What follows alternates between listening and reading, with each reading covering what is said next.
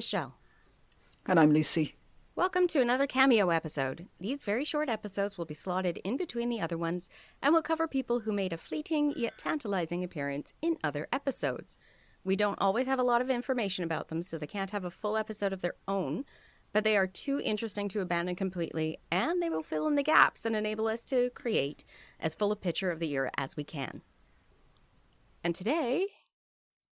Margaret Kebell. And I must admit, we've never mentioned her. No, but the name sounds familiar, so I've obviously read a snippet of her You might have somewhere. come across her story, yeah. Yeah. Yes. In fact, I'd not heard of her until recently, or wasn't aware of having heard of her.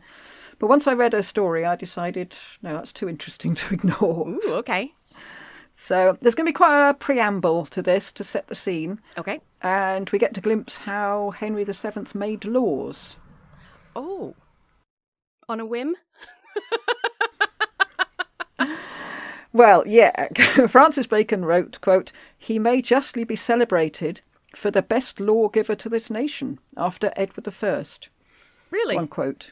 And he also claimed that these laws were not, quote, "made upon the spur of a particular occasion for the present," unquote. No whims. Okay. Well, Bacon was very keen to give Henry all the attributes that James I liked to think he had himself. Right. He thought of himself as a good lawgiver. Right. So Bacon was sort of ingratiating himself with the new king, I think. Gotcha. I'm just thinking, Edward I? A great lawgiver? He imprisoned 2 women in a cage. He did. He really upset the Scots, and he chucked all the Jews out. So Yeah. Yeah. Not a great comparison. I wouldn't have thought. Well, it makes Henry look good, I suppose. You're going to have a heck of a time getting the rooks out of your sound.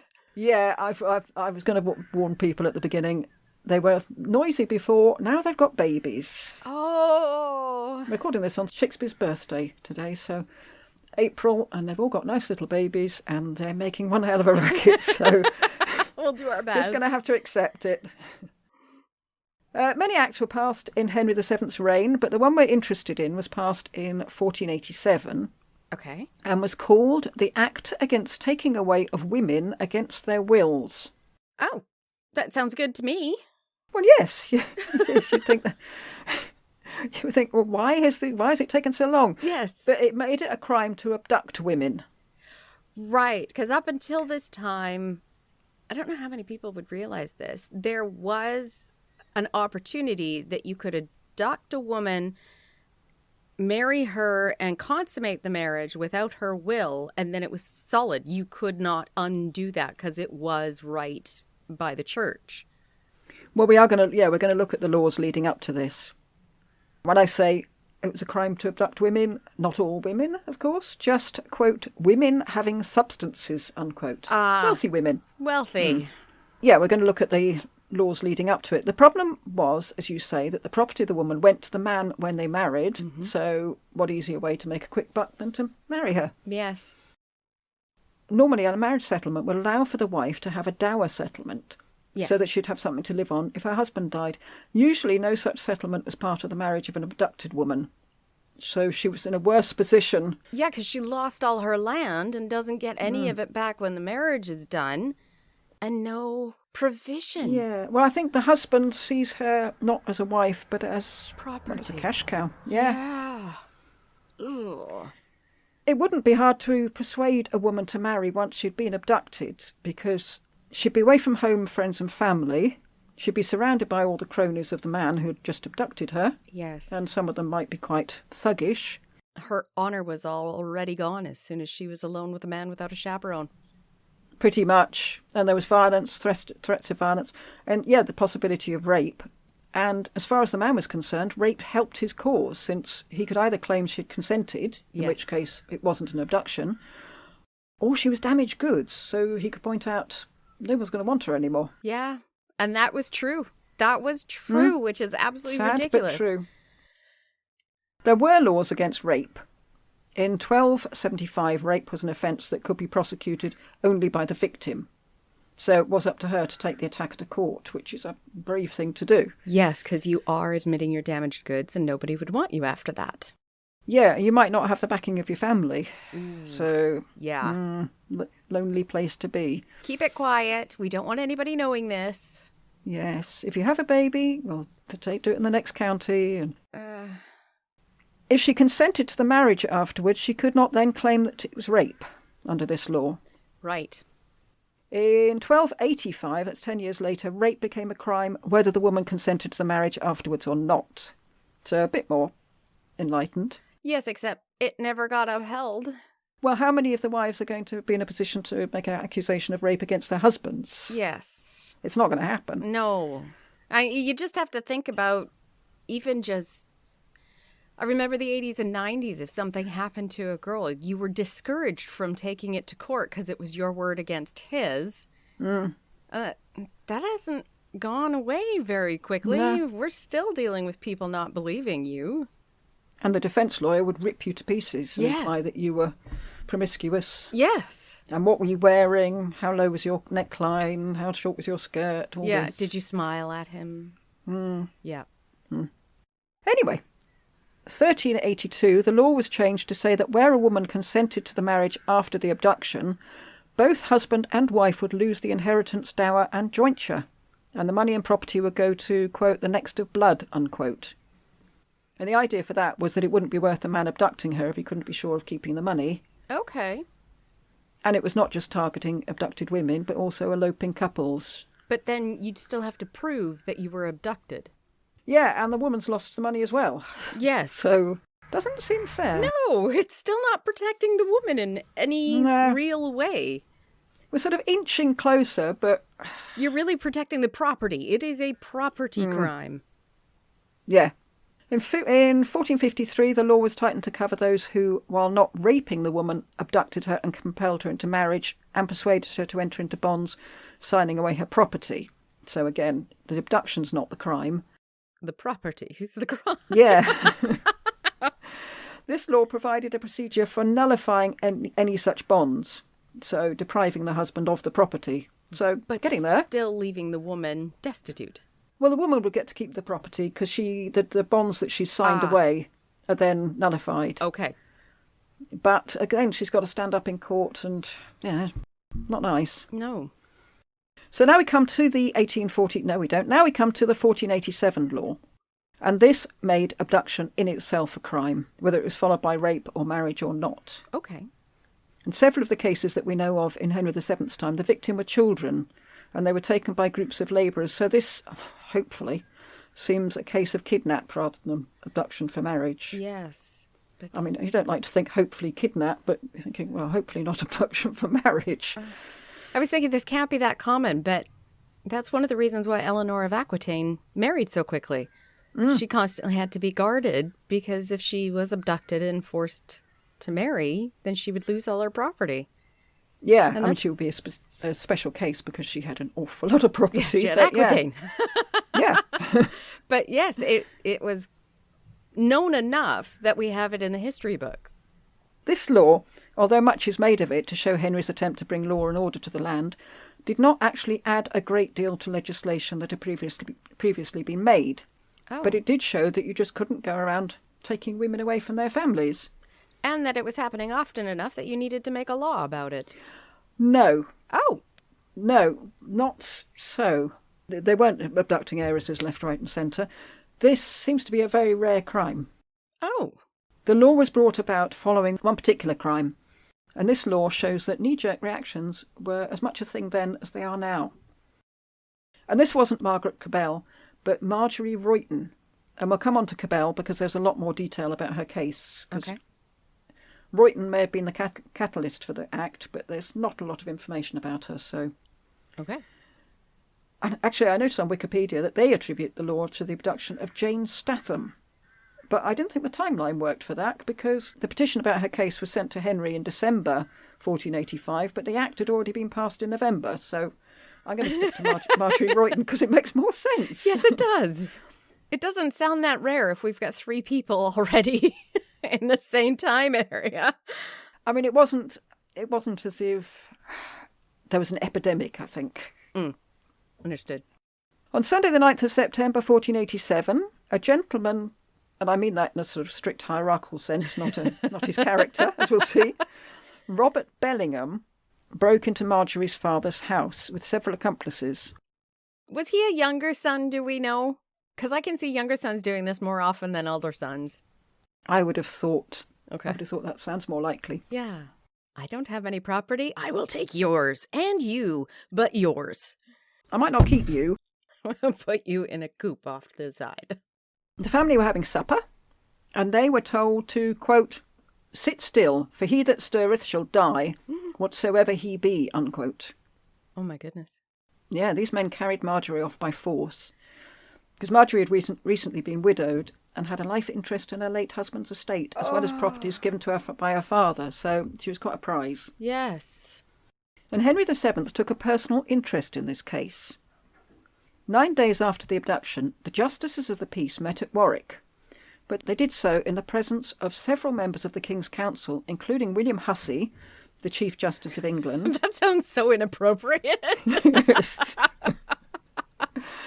And Andrew Dimmock, the King's Solicitor. Okay. And neither of these men had anything to do with Warwickshire, so they must have been instructed by Henry to attend the hearing. Mm-hmm. In April 1488, the accused men were taken to the Marshalsea prison, and then they stood trial in July, when the case collapsed. Oh, no. Why? Yeah, not enough evidence. They went into somebody's house. There were witnesses. They took her by force. Let me guess. The witnesses were women.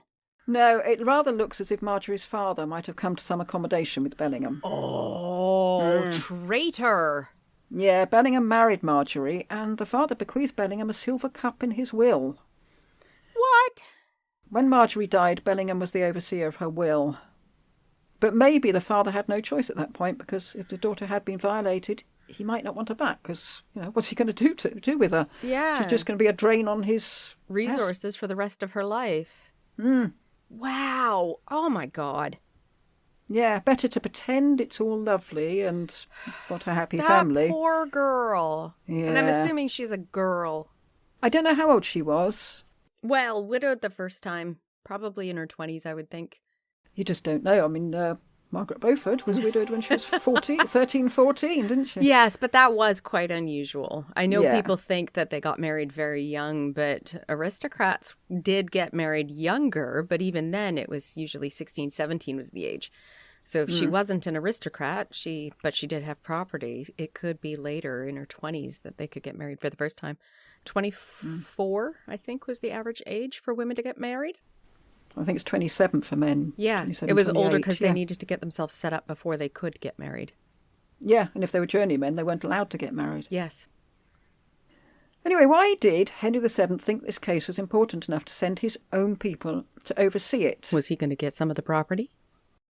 No. Oh. No, for once, this isn't financial. Bellingham and at least one of his accomplices, Thomas Woodshaw probably, were royal servants. And it's not known what position Bellingham held, possibly something to do with the royal forests. Oh. But Henry may have seen this as a challenge to his authority by his own servants. Yes. Yes. It took place soon after the Battle of Stoke, so he may have been feeling that he had to stamp down on these people Yes. and show them who's boss. The abduction took place in September. The act against taking away of women against their wills was passed in November, as I said, which is very quick. Very fast. Incredibly fast.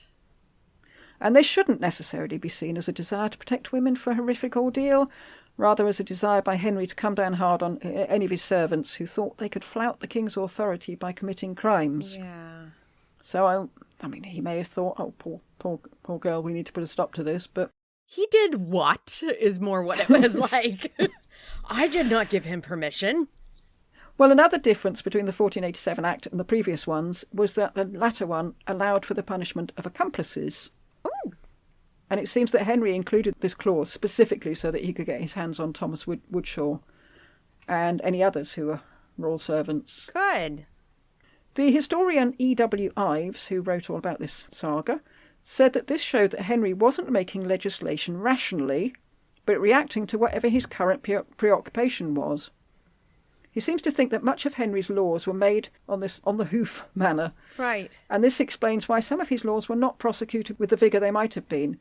Because he says, quote, "Where legislation was a reflection of a present interest, it mattered while the interest lasted.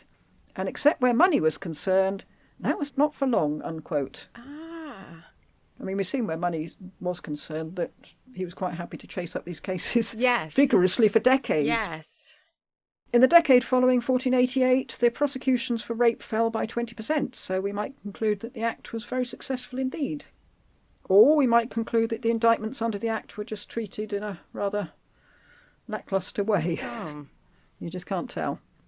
Anyway, Margaret Kebell, let's get on to her at last, and her story. And she's quite amazing, and so's her mum.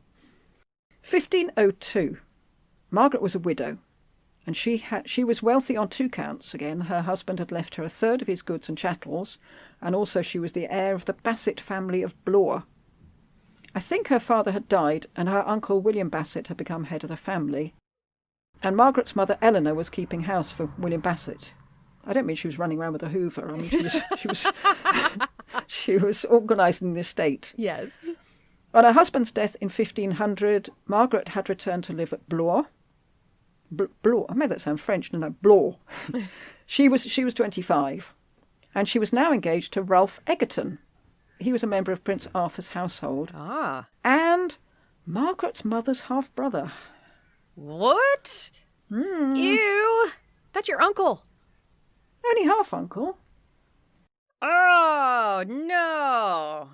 No. No? No. Oh, that just gives me the creeps all the way down my spine. Ugh. Okay. Keep going. They were actually having a party to celebrate this betrothal No, on don't celebrate Tuesday it. the 1st of February. Well, everyone seems very happy about it. Oh, gross. It does seem to be a love match. I don't care. Your children are going to come out deformed. Yeah. Well, they're having the celebration when 120 armed men, Oh, my goodness. led by... I know. That's an army. You need a big house just to fit them all in, wouldn't you? They're led by Roger Vernon, the son and heir, so he's the older one, of Sir Henry Vernon, and they attacked the house. The Bassetts put up a fight, but they'd been taken completely unawares. Yes. And Roger Vernon and his men were able to get Margaret out the house and onto a horse. And she was told if she didn't come quietly, she'd be locked up somewhere in the wilds of the Peak District until she agreed to his terms. And then they galloped off. But there doesn't seem to be any real reason for this abduction. The two families knew each other well. It's not as if he was a complete stranger. Was he spurned? That was my feeling about it. Yeah. Because William Bassett and Sir Henry Vernon had both been retained by Lord Hastings, so they were colleagues. I don't know if they were friends, but colleagues. Well, not anymore. No, the Vernon land and the Bassett land were right next to each other. So yeah, I think that he wanted Margaret, and either Margaret or the family said, no, we're going to stick with Ralph Egerton. Creepy as it might sound. It was so creepy. Oddly, just the fact that she was going to marry her uncle makes me feel like this one wasn't so bad to be abducted. Well, yeah, maybe Roger was trying to save her from herself. I don't know. Oh, wow.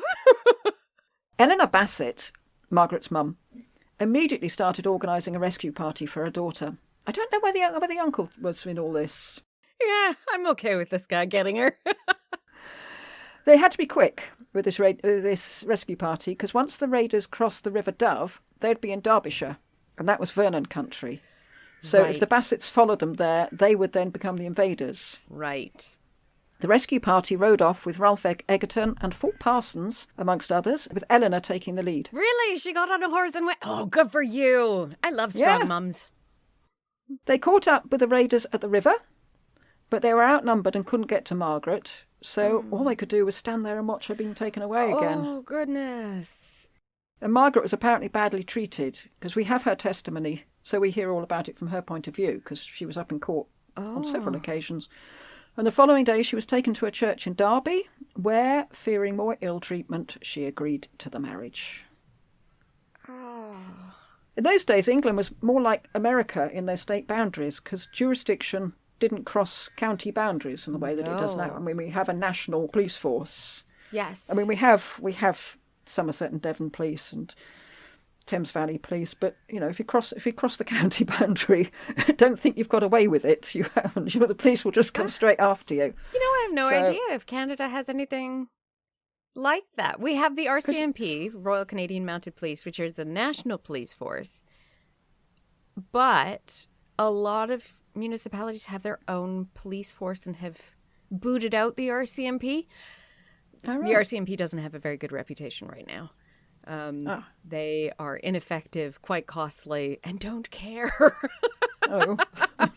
They've actually been taken to court a few times recently. There was a shooting in Newfoundland or New Brunswick, and the investigation laid it firmly on the RCMP's feet of being such a bad organization. So we're seeing right now a lot of municipalities booting them out. Surrey's one of the big ones that's happening now in BC. They've actually kicked them out, and Surrey's a very large municipality, and they're instituting their own police force because the RCMP is so bad. So now I don't know. I would like to say that there would be no jurisdiction boundaries because the RCMP is a national police force. But I don't know how. I'm assuming this from America, having seen it on films where the police get to the boundary and then they stop and. Yes, not necessarily county lines, but state lines. That's why they have the FBI. Lines, yeah. No, counties here, states. Yeah. Yeah. Interesting. Now I'm going to have to look into my own laws here. I have no idea. Well, that's why Roger took Margaret to his uncle, William Vernon. They've all got Uncle Williams. Which I used to have an Uncle William as well. Obviously, it's an uncle name. He lived in a strange enclave that was neither Staffordshire nor Derbyshire. So, but he thought where Roger thought he'd be safe from investigation. As she was taken into the house, Roger Vernon was holding one arm and Uncle William Vernon was holding the other. So William can't have had any illusion about Margaret was not there under her own volition. Yeah. And William's wife then came in and was surprised to see the new bride looking so, quote, sad and heavy, unquote. Oh, dear. And she asked Margaret whether she had been brought there by force, and Margaret told her in no uncertain terms that she had, and what she planned to do with them all once she got free. Oh. And William's wife, who doesn't appear to have a name, then laid into William and her nephew Roger, saying, quote, "It was a pity that Roger Vernon, levied by cause, that he took away a good gentlewoman as the said Margaret is, contrary to her mind and will," unquote. And that's a quote from a later testimony, because she didn't call her the said Margaret to her face. Roger replied, quote, "I marvel greatly that you will show your mind to such a strong strumpet and a whore as she is, for she can keep no counsel, and all you do is to undo me for ever," unquote. Oh my goodness. That's your feeling of who you just made your wife? It does make you feel that he was spurned at some point, doesn't it? Oh yeah, he is mad. That is somebody who definitely was thrown off. Yeah, and now he's annoyed with William's wife because the way she's approaching it is making him seem that he's in the wrong. He is in the wrong. Yes. Oh, how dare. Well, Margaret replied that, quote, she would do so. She would tell everybody about it. "In any place wheresoever she came, and would not let for no man," unquote. And this she did, because the following morning in Mass, apparently she made quite a scene. Good. So Roger realised that it was time to move on, and they set off for the Welsh Marches, where Roger had an ally near Hereford. And he was hoping that when Margaret realised that no one knew where she was, so there'd be no hope of rescue, that she might knuckle under and become the dutiful wife and, shut up. Jesus. Yeah. Then Eleanor turned up at William Vernon's house at the head of armed men. And still, where's her Uncle William? Who knows? Unfortunately, they found Margaret had already gone, and no one would tell her where. So I imagine that William Vernon's rather more sympathetic wife has been shut up somewhere. So Eleanor set off to inform against Roger Vernon and his accomplices to the Earl of Shrewsbury, amongst others. Unfortunately, the Earl of Shrewsbury was related to Sir Henry Vernon, Roger's father. Are you kidding? So the commission was very slow in coming. It took 5 weeks. And this went on until October. And remember, Margaret had been abducted on the 1st of February. At that point, couldn't you skip him and go to the king? Probably not. But could you? There are better very yet. strict hierarchies with these things, as we find out in a bit. Darn it. Go straight to Bray and tell him how much money that guy had and how much he could get. If he went after him. Done. But Margaret had made plans of her own. Ooh. Soon after Easter, she got away.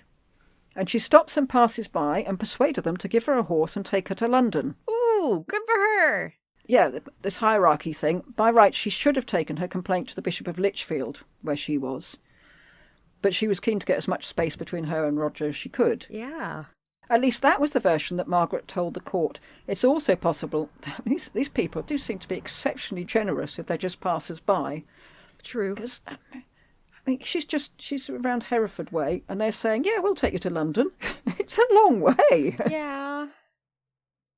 But Margaret may not have wanted them to get into trouble if they were trespassing where they had no right to be. Right. So, but Roger was soon on their trail, and he caught up with them in Pershore in Worcestershire.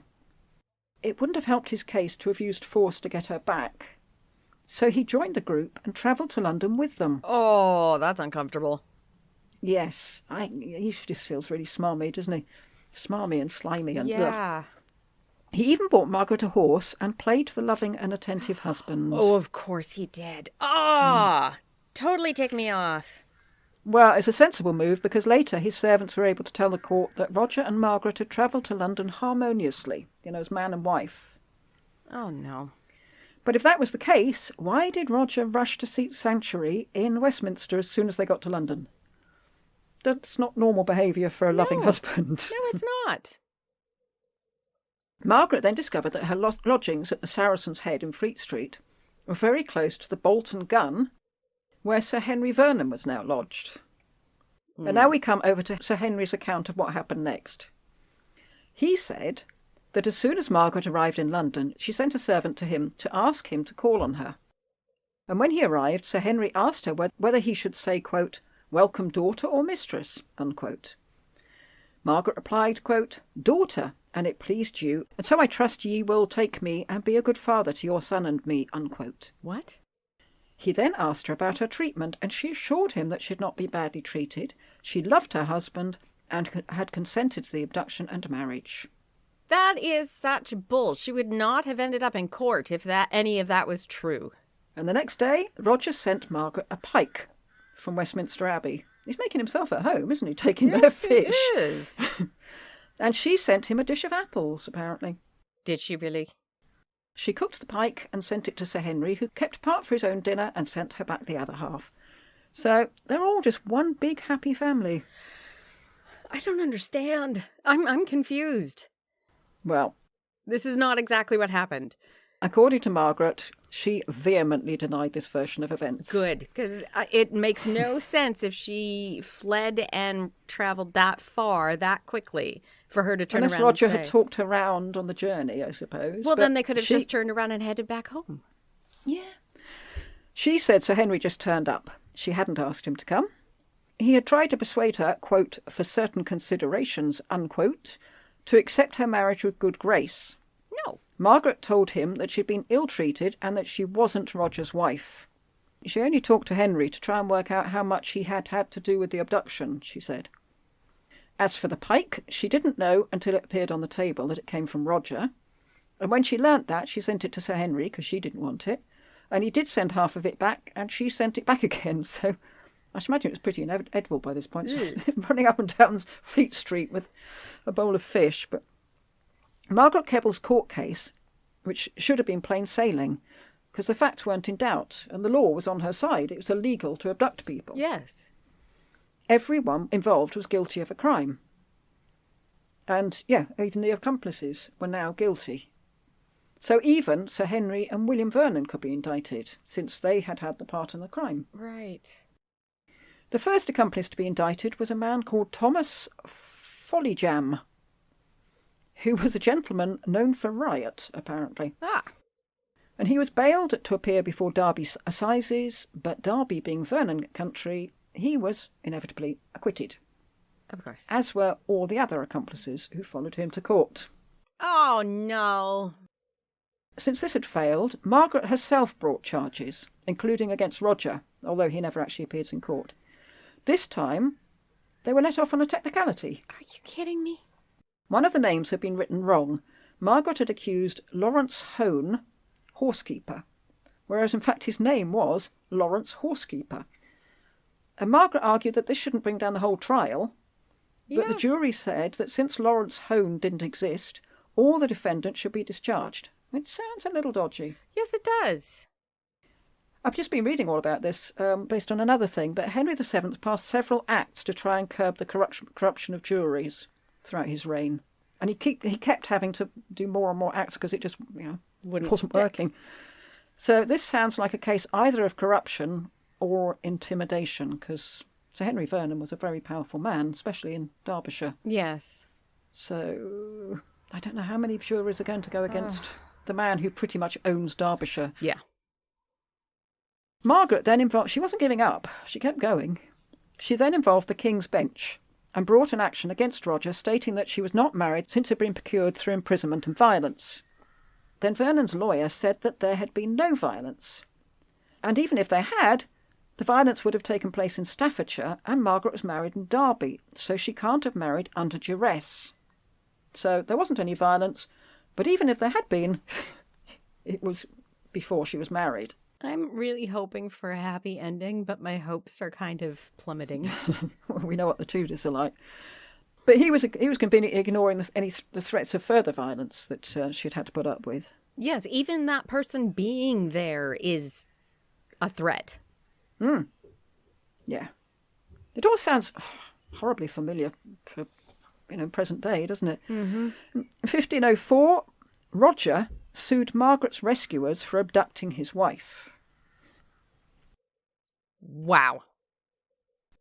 He's got a nerve. Oh my goodness. But that was thrown out of court when Margaret's lawyer said that could someone who gave a woman a lift to market now be accused of abducting her? So a happy ending to that one, thankfully. Then some of Roger Vernon's accomplices brought action against Margaret and her mother for malicious prosecutions in Derby in 1503. Because they'd been acquitted. So they claimed damages from Margaret and Eleanor for what we'd now call wrongful arrest. And this threw up a difficult legal conundrum, because it was in the public interest that complaints against people should be protected, or else no one's going to come forward with complaints. Yes. But these people had been found innocent, so to deny them compensation would be to ignore the not guilty findings. Oh my goodness. So, despite constant references to the Act of 1487, Margaret was getting nowhere because the Vernons were just too powerful. I'm going back to only liking the Tudor clothing and nothing else about the Tudor time period. Yeah. I mean, I'm impressed with Margaret and her mum. Yes. Because she couldn't even rely on the king. Because when she first arrived in London, she had had an audience with the king, and he had quickly put Thomas Lovell and John Mordaunt, so that's two of his new men and closest advisers, on the case. And they'd interviewed Uncle William Vernon, believed everything he said, and left it at that. And this gave William the right to say to Margaret that she couldn't do anything to him since he'd already been cleared, and by the king's men, no less. Margaret then turned her attention to Sir Henry Vernon, Roger's father, with the accusation that he was the architect of the whole plot. Margaret said that Henry had told Roger to abduct her, he had made his houses available to him, he funded the scheme, he had advised Roger to get her away to the Marches of Wales, and he had put pressure on Margaret to drop her complaint. Now, she couldn't rely on common law since he'd be required to stand before a Derbyshire jury, where he'd get off. She had to rely on the Crown. But now we're back with the previous case of Marjorie Royton and the reason for the Act being passed in the first place. Sir Henry Vernon was a royal servant. He was a member of Prince Arthur's household, and Henry could not have royal servants committing offences that were ultimately against the Crown. Right. Sir Henry was required to pay £900, and all in all the Vernon family had to pay £1,166, 13 shillings and fourpence. But she's still married. For the time being, yeah. Roger got off, although he may have lost positions and duchies and things due to the case, but he managed to obtain a writ of supersedious, which froze all indictments against him and those indicted with him. I'm not sure how he managed to do that, probably because he's a Vernon. And he also obtained a pardon, which assumes that he was guilty as hell, but he's been forgiven. Just making me mad. Margaret did manage to secure an end to her marriage, although it's not known whether it was through litigation or through Roger's death, since the documentation is missing.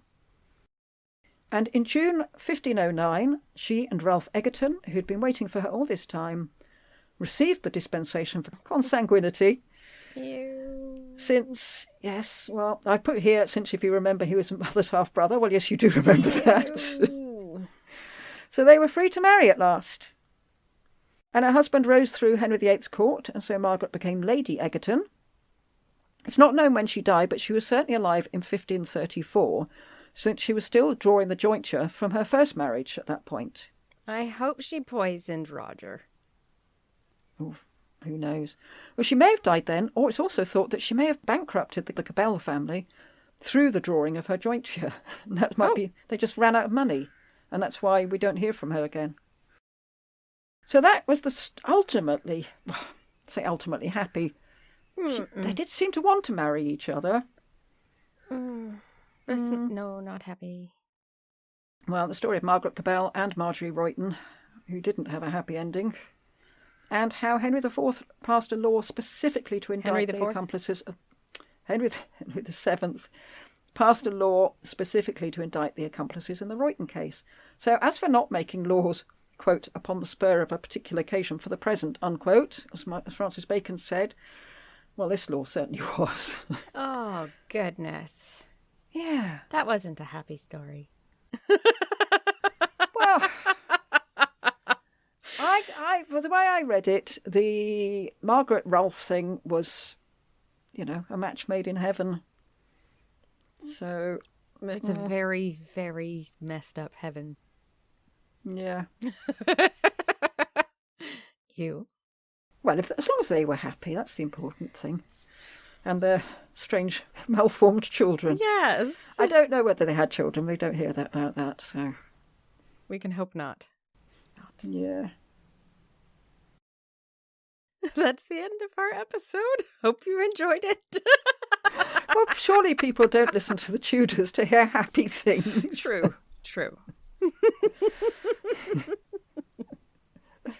Goodbye. Goodbye.